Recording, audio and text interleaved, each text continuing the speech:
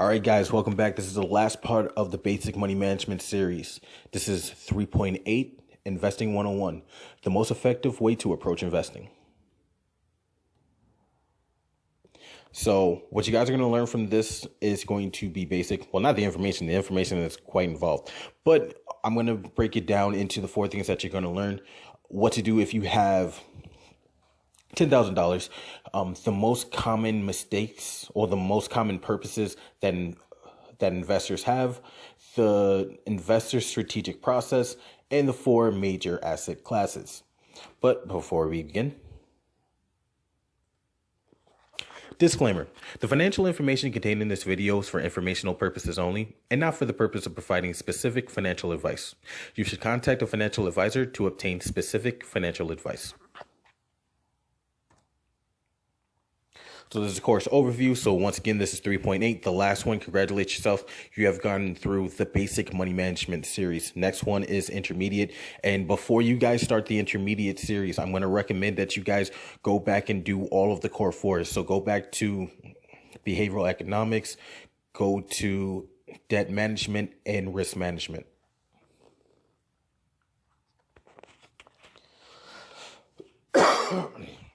So now you guys are probably having a question. Okay, now we already covered money management. I want to invest. So I got $10,000. What should I do with it?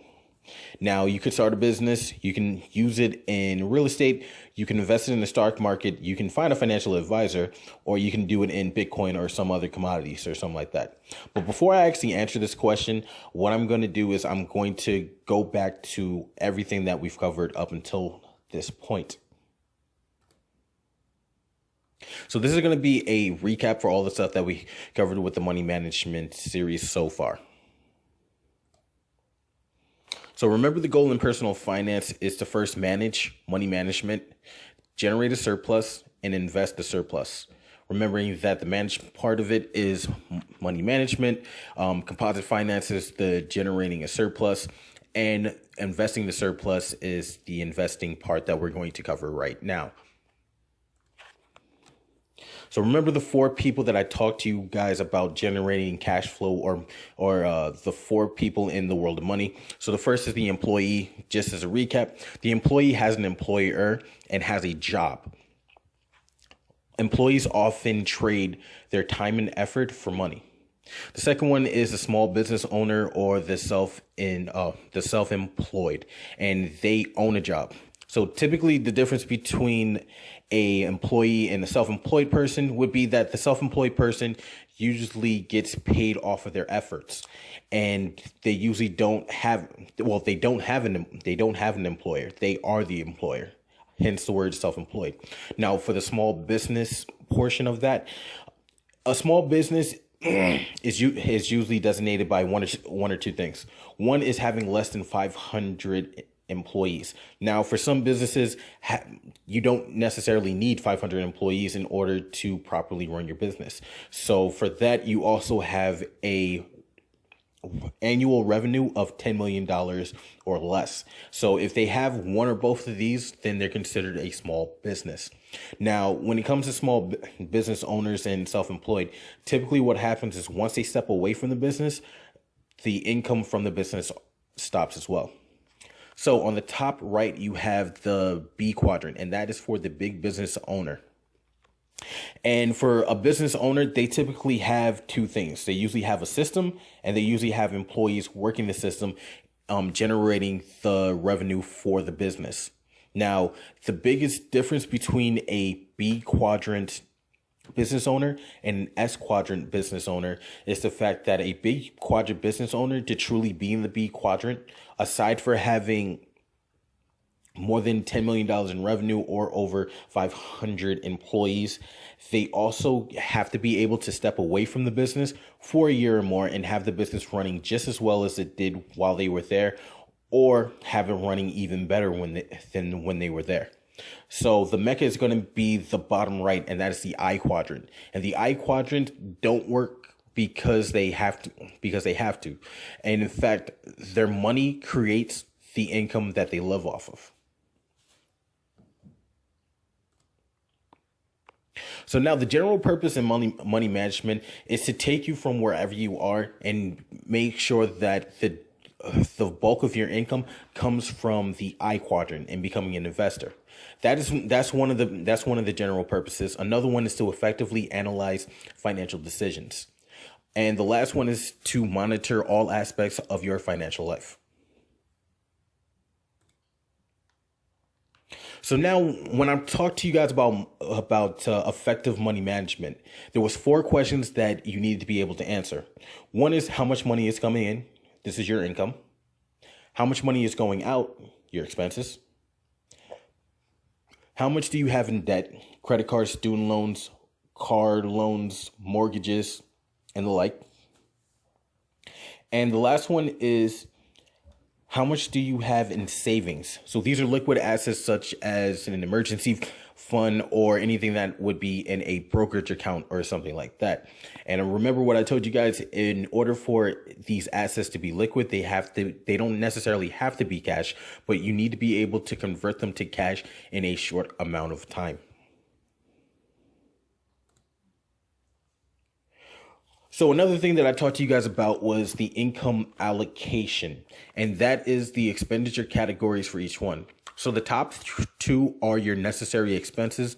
Your necessary expenses being housing and all other necessary expenses, clothing, food, transportation, insurance, and utilities. And for housing, that's going to count for 30% of your income. For expenses, all the other expenses are going to count for another 30%. For leisurely spending or guilt-free spending, that's going to count for 10%. So that's pretty much whenever you want. And your debt service is going to account for 20%. So you guys remember, debt service is the minimum amount due to keep a credit account current. So if you guys have a credit card with over 25 that has a minimum payment of $25, then your debt service for that credit card is $25. And the last one is savings and investing, which is what we're going to cover here. So then I went into, and I told you guys about the money manager's process. And the money manager's process starts with the 0 step. The 0 step, once again, is gathering financial information. And then we have creating a budget, setting estimates. Then we have establishing goals and aspirations. I put think big, act small, meaning don't be limited in what you think is possible. Go for whatever it is that you truly want in life. And the act small is take small, deliberate steps towards getting to those big goals and aspirations. Now, the next one is evaluating the information and budget against your goals. And essentially what this one is this is where you actually put a dollar amount on all of the things that you want to do, and you figure out how to get there. And then step 4, this is more of the composite finance. Step 4 is make necessary adjustments. So we cover about making the change from where you are to ultimately where you want to be, financial point A to financial point B. And that's what that step covers. The next one is automating the process. This one's taking out as much of the human element as humanly possible, making sure that you're the least involved in steps that you don't necessarily have to be involved. And the last one is staying motivated. Once again, that's the most vital step, and it's the hardest one to do. So once you can get to level 6, but step 6, and you can do that for a long period of time, you're golden. And then after I talked to you guys about managing money, I actually covered composite finance. And this is dealing with any changes to whatever your money management plan is to that point. And what happens with composite finance is it's kind of an extension of step 4. And that's when you're talking about new items. So these are things that I haven't brought up before. So when you get a new income, what do you have to do there? Also, retirement and education, depending on how you plan to tackle each one of those subjects. And I also talked to you guys about expansions and contractions. And the expansions meaning increase in income or windfalls, and contractions meaning job loss or business loss. And I show you what you need to do in order to effectively handle them. Okay, so after that, I built on to plan accelerators. So these are the money management plan accelerators. So remembering the 8 that I brought up, and the bonus ninth one was to repeat the process. Just continue to do this as much as possible. The first one I have is increase income, decrease expense, manage debts so that it either increase your income or it decreases your expense, increasing the amount that you're putting into savings, increasing your knowledge and experience on the subject, decrease whatever your tax bill is, and automate the process. This is an extension of step 5 of the money manager's process, and changing your surroundings if need be. So then after that, I talked about business, and I talked about 7 entrepreneurial skills. The first one was about finance and accounting. The next one was allocating and investing. Then you have sales and marketing. You have leadership. You have negotiations and communications. Then you have reading and understanding. And then the last you have is raising capital as an entrepreneur. And then I described that there was 2 sides of a business, and this is the actual business side of what I was talking about. So you have Robert Kiyosaki's BI triangle that he has in a lot of his books. One of them being the Cashflow quadrant and Rich Dad's Guide to Investing. This is also going to come up into a lot of his other books as well. And one of the things that I really like about it is it gives me a really good framework to talk to you about the 8 critical areas of a business. One being the mission, so the goals of the business. Then you have the leadership of the business, and then you have the team. And those are the outside. Now, when we're talking about the inside, you have things like cash flow, you have the legal level, you have systems, you have communications, and you have product design and development. And then what I talked to you guys about was analyzing a problem with a business. So any problem with a business can be solved by doing the following, where I said the first is identify the base problem. So remembering that the base problem doesn't mean the problem that actually came to you, but it's a result of the actual underlying problem. So you're going to find the root cause of whatever is causing the turbulence in your business. The next thing is you're going to categorize it, seeing which part of the 8 critical areas this problem affects. Then you're gonna find solutions, i.e., educate the leadership and management on possible solutions. And in the process of educating, if you see that you do need a expert, you're gonna find someone with that kind of expertise. It doesn't necessarily have to be someone from outside the company. If someone inside of the company has the expertise that you need, then you can move them to there and then solve the problem. And then the last part is anytime you're trying to do a new initiative, it's always hard because you're trying to combat whatever habits that people have developed while the problem was there. So what you're going to do when you're trying to change whatever problem and trying to solve the problem, you're going to monitor and verify the progress to see if that actually worked or if you need to go back to the drawing board and figure out something else. So now we're going to talk about investing as a business, the most effective method to invest. So I have investing is a business. And essentially what I want you guys to do is I want you to treat your investments like business. Now, if you guys remember what I told you guys before with the way that I talk about business, there's 2 sides of the business. There's the entrepreneur working on the business. And then there's the actual business itself, the collection of resources, systems, tools, and processes intended to solve a problem. So if investing equals business, then the investor is going to act as the entrepreneur, and the investment is going to play the role of the business. So now we're gonna come back to the same question that I brought up at the beginning, and that is, what should you do with $10,000? Should you start a business? Should you invest in real estate? If you guys live in an industrial area somewhere like New York City, maybe Dallas, maybe in Los Angeles, you might see this $10,000 as investing in real estate and be like, hey, really, you're gonna do that with $10,000? But what I'm gonna do is I'm gonna get back to that. The next thing is invest in the stock market, find a financial advisor, or invest in Bitcoin or other commodities.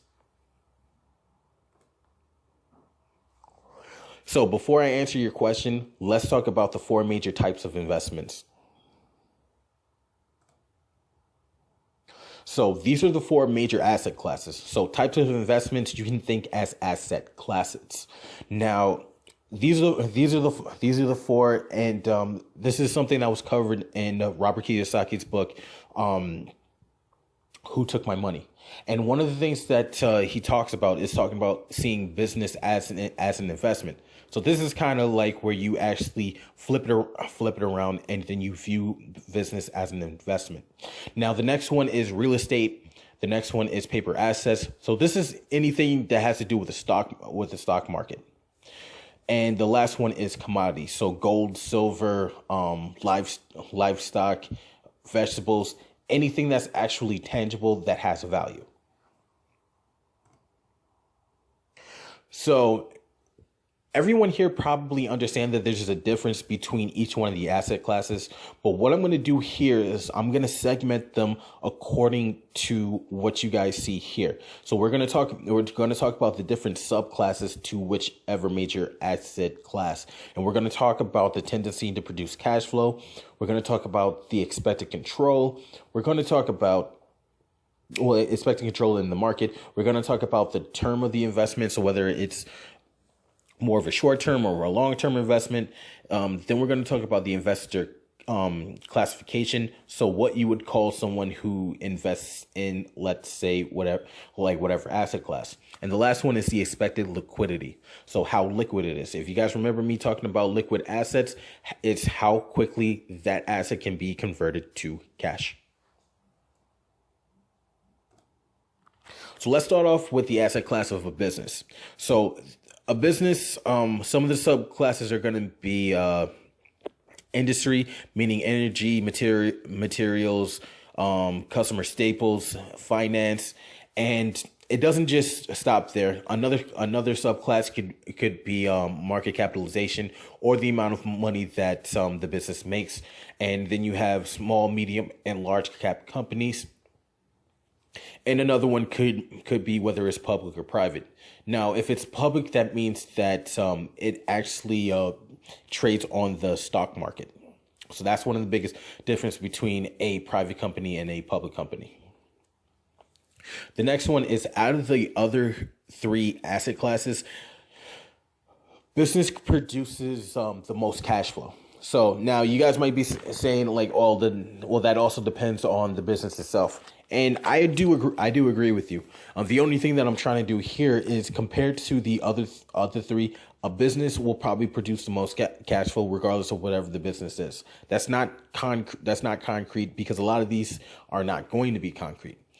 But that's the best way that I can describe it in terms of cash flow. The next one is most control. So typically in a business, you have more control of what you do inside the business than you have to do with anything else. So the next one is going to be the tendency. And typically when it comes to a business, it's good to look at a business as a long-term investment. Now, the classification, or the kind of investor that you would have here, is an entrepreneur. And this one is considered very illiquid, meaning not liquid. Next one being real estate. Now, real estate, similar to business, there's different ways of approaching it. Some of the subclasses could be mixed use, residential or commercial, depending on the use of whatever property you're using. This produces higher cash flow than most of the other ones, with the exception of business. But it doesn't have to be. Depending on how the business behind the real estate is ran, it could potentially produce more cash flow than a regular business.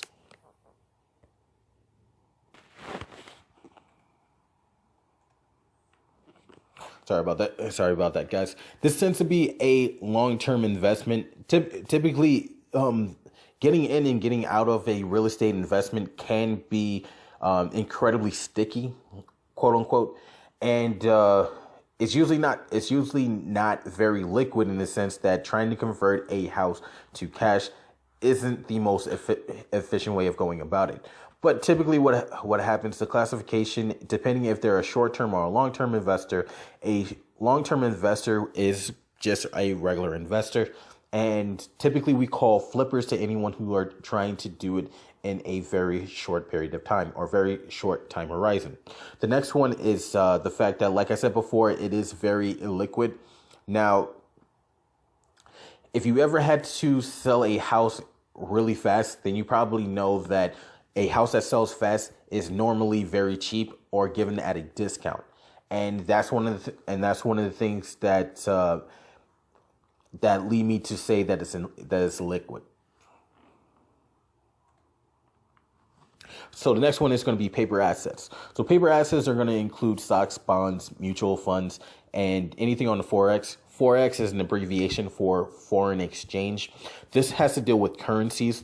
So if you have a currency like the dollar, and you have a euro, there's a market to convert dollars to euros and euros to dollars, and that's actually the subject of another video. When it comes to subclasses for paper assets, they actually have the largest breadth of the different kinds of subclasses that you can go into. The next one is going to be, these tend to produce less cash flow, and these will produce more cash flow than most commodities will produce, if any. But when it comes to business and real estate, typically with business and real estate, you'll actually produce more cash flow.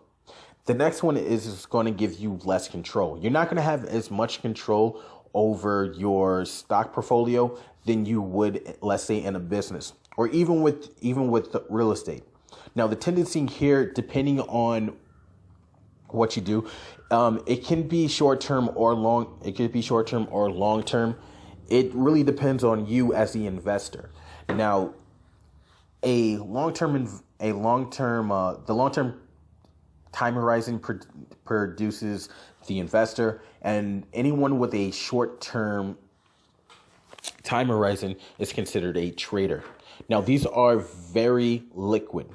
Now, what I mean by liquid is you can convert your stocks into money pretty much within about 3 seconds, and that's the time that it takes you to make the trade to get the money out of whatever stock position that you have. Next one is going to be commodities. So commodities are going to be tangible items similar to real estate. The main difference is these are going to be tangible items that have value in and of themselves. So when it comes to the subclasses, we have precious metals. So this is gold, silver, copper, bronze, and the like. We're also going to have jewels. So these are going to be diamonds, rubies, sapphires, all that kind of stuff.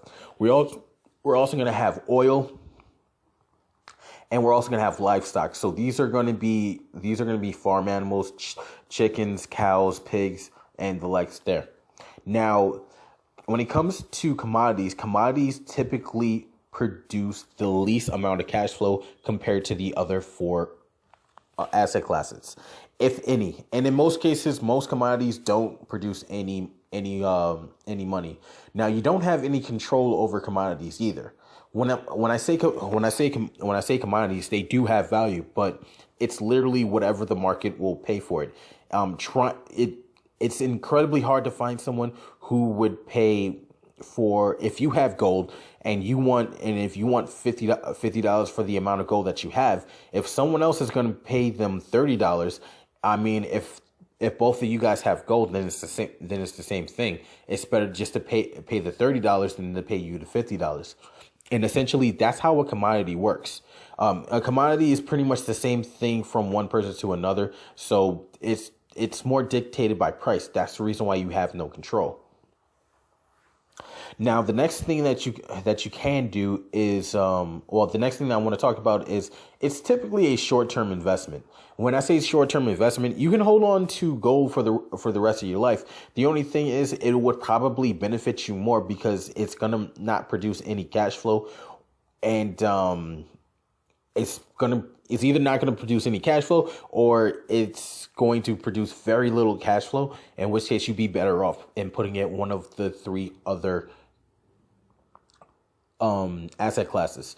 Now, as far as classification, typically if anyone has gold, if you have gold, like jewels or oil, there's no real classification. It's really a hodgepodge of different kind of people in there. And if you give a 5-year-old a golden dollar, technically, I mean, I don't think there's any classification that you can give them.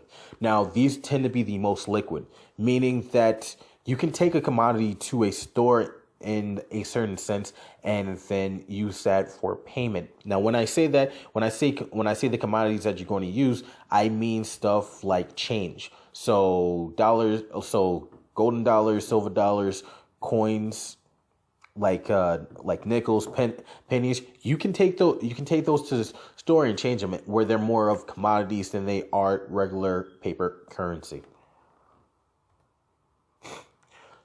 So now that you guys know what the four major asset classes are, let's go into some of the fundamental issues that you're going to have in investing. So this is about the average investor. So this is actually comes from Robert Kiyosaki, and he actually says this in multiple books, but I chose to use Who Took My Money as the best one. And what he says is, when I asked my rich dad what his advice would be to the average investor, he replied, "Don't be average." Now, you guys probably don't understand exactly what that means. And if you guys don't understand what I mean, don't worry, I will elaborate on it. But let's just talk about something before that. So these are going to be the 6 questions for effective money management. So these are the questions that you should ask yourself before you enter an investment. The first one is, why am I investing? The second one is, what is my investment goals? The next one is, what do I know about investing in general? The next one is, what do I know about this investment? The next one is, how do I increase my chances for gain? And the last is, how do I reduce my chances for loss? Okay, now what I'm going to say is, don't be average. The average investor is probably the best advice that you can get. Now, you guys might be wondering, why is it the best advice? And that's because of this. Let's categorize the average investor. The average investor consistently loses money. They're usually very impatient when they enter an investment. And if you ask them any of the 6 questions that I just brought up to you, they probably couldn't answer any of them. One of the major problems that people have is the fact that they usually focus on the investment and they don't focus on themselves as an investor, meaning they don't learn how to become a better investor, understand what they have to do, how they have to segment different assets, and what their role is when it comes to investing. So now let's cover strategy. And this is going to be the strategic investment process, the most effective strategy to invest. So where I got my inspiration for this particular process is actually through a couple of Robert Kiyosaki's book and one from Rich Dad Advisors, Andy Tanner, in his stock market cash flow book. And that's ultimately how I came to this, and a lot of this is going to be a framework similar to what they use. But what I'm going to do is I'm going to take their framework, because I've read each one of the books that you see there at least 6 times, and what I'm going to do is I'm going to take it into a different. I'm going to take it in a different way. So when it comes to sorry about that, guys. I'm going to power through. When it comes to things like the process you should take when you're doing investing, a lot of the times what'll happen is people don't really have a framework to use. So what I'm going to do here is I'm actually going to give you guys a framework that you guys can use when you guys go into investing. So when it comes to investing, the first thing you want to do is identify. You need to identify what kind of opportunity you have. The next one is you need to evaluate the opportunity. Then the next thing that you need to do is you need to enter. You need to enter the investment. Then once you enter the investment, you're going to do the next 3 all together. So you're going to manage the investment, you're going to leverage it, you're going to protect it, and then you're going to exit. And this is the strategic investment process that you guys should be using anytime you go into investment. Whether you decide to open up a business, put it into real estate, put it into something like Bitcoin or something else in the stock market. So now let's talk about identify. So identify is similar to what I said before. This is segmenting it so that you know what asset class it's going to be. So is it a business? Is it real estate? Is it paper assets, stocks, and bonds? Or is it some sort of commodity? Now, once you have identified what kind of opportunity you have, the next thing that you want to do is you want to perform some sort of evaluation of that opportunity. So the first thing that I have down is fundamental analysis. Now, a fundamental analysis, I put qualify. So this is going to be the quality of whatever investment you're thinking about going into. So in this step, a lot of the things that you can do here are similar to what I said with the 6 effective investment management questions. So if you actually use those 6 questions, you should be able to do all of your fundamental analysis. But that's covering everything that you can find about this particular investment. Now, technical analysis, if you guys have ever heard of stock market investing, there's 2 types, and you have fundamental analysis and technical analysis. But I decided that this could actually work for all investments, not just stock market investments. The next thing that you have with technical investing is this is where you put a dollar amount on it. So this is where you figure out exactly how much money could be made here, how much money is it going to take to get into it. You figure out all of the information that you need to as far as the demand, the way the demand currently is, how is demand going to increase over time, and this can help you figure out how good of an idea it is to invest in this, or if you should invest in it for a short time horizon and then exit. The next one is going to be risk management. So this is figuring out whatever your downside is and figuring out a plan for each case of the downside. Then the last one is going to be cash flow, and that is going to be managing money. So once you actually have done each one of the prior 3, you're going to see how much money you're going to need to keep this afloat. So now you've evaluated it, and you now know how good of an opportunity it is. Now for the enter part of this process, what you're going to do is you're going to need to make sure that you meet the necessary requirements. So some of the necessary requirements that you're going to have is you have access to the necessary capital in order to get into the investment. The next thing is you want to negotiate a win-win deal. So this is figuring out all of your finances and the other agreements that you're going to have set in place. The next one is to make sure that the team can manage and operate whatever sort of investment that you're entering.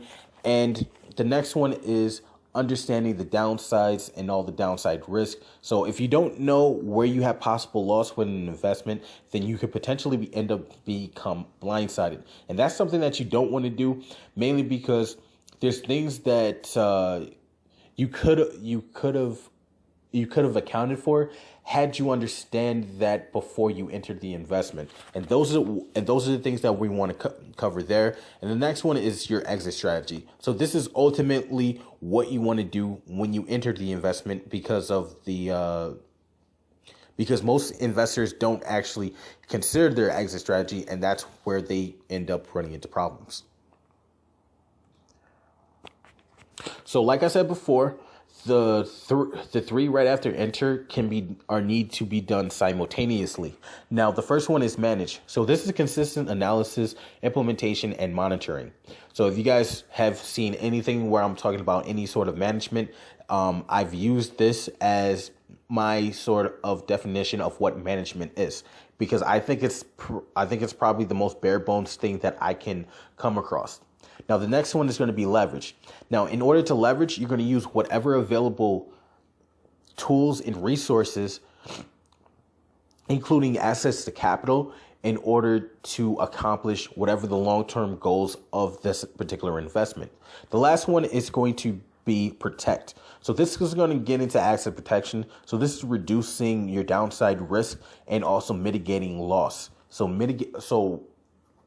risk mitigation, as far as investment goes, it's reducing your downside.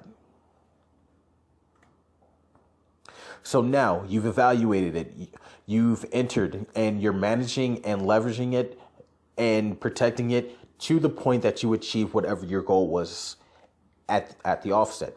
So what do you do now?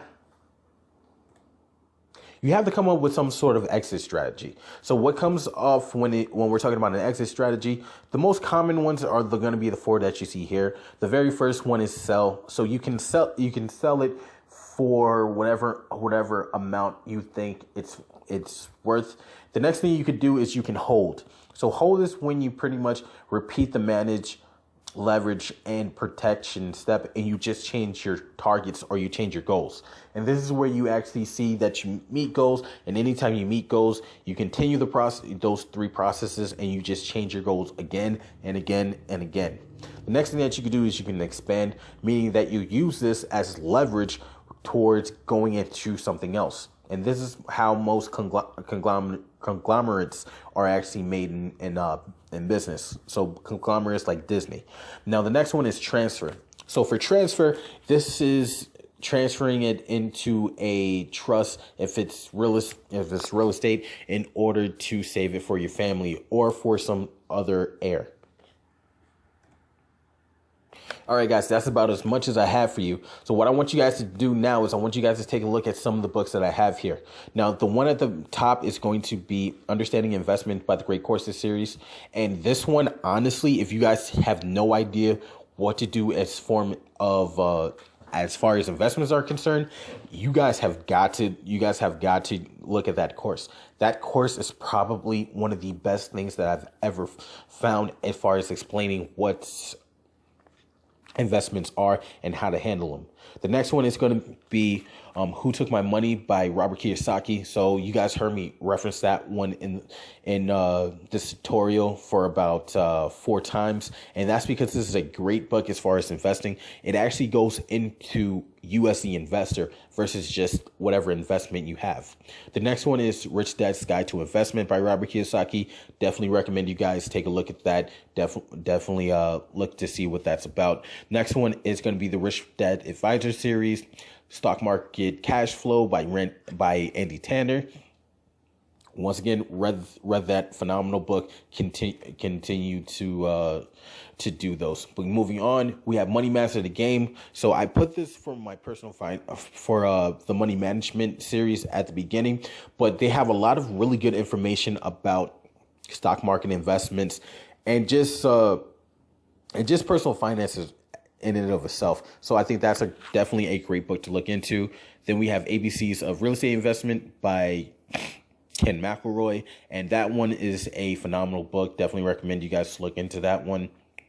Boglehead's Guide to Investing, and that one is really good. I do recommend that one. And The Intelligent Investor by Benjamin Graham. So if you guys don't know Benjamin Graham, you guys probably heard of Warren Buffett. So Benjamin Graham is pretty much who mentored Warren Buffett into value investment. So what happened with Warren Buffett is he actually took what Benjamin Graham taught him, and then he actually tweaked it to make it work for him. And then that's what caused Berkshire Hathaway, which is an insurance company now, to become one of the most powerful companies in the world. So those are the books that I want you guys to take a look at. So guys, I want to thank you. If you guys like this video, hit the thumbs up. In the comments, I want you guys to tell me, what do you think about investments? How do you feel about investments? What investments do you want to learn more about? And do you guys want an investment management series? Because if you guys don't want it, then I just won't do it. No, I'm lying. I'm going to do it anyway. So I'm definitely going to be doing that, and then I'm going to have links to it in this one here. Okay, guys, and if you guys want more personal finance tutorials, definitely subscribe and you'll receive notifications anytime I upload a new one. So I want to thank you guys for powering through this one, and thank you guys for going through the money management basic series. So I'm also going to have the next one for the intermediate series, and that's going to be at the very end. But for this one, congratulate yourself. You guys have done the basic. Congratulations. Thank you for joining me. Now, what I want you guys to do before going on to the next one in the money management series, I want you guys to go through the basic for risk management. Go for it through behavioral economics and do the debt management. Once you guys do that, then you have everything that you need in order to go forward into the next intermediate ones for those. So guys, thank you for joining me on this journey, and I'll see you on the next one. All right, guys, welcome back. This is the last part of the basic money management series. This is 3.8, Investing 101.